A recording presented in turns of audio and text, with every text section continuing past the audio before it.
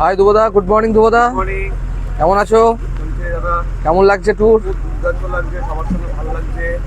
তো আশা করি তোমাদের ভালো লাগছে। অবশ্যই। এখন আমরা জঙ্গলের দিকে যাচ্ছি, জঙ্গলের মধ্যে আরো ভালো ভিউ পাবে তোমরা। ঠিক আছে, ওইখানে যাচ্ছি আমরা, একদম ডিপ ফরেস্ট, রোম্যান্স ল্যান্ড।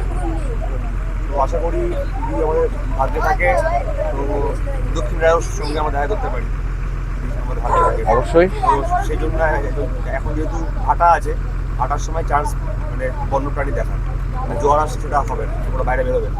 তো দেখা যাক কি হয়। থ্যাংক ইউ দাদা।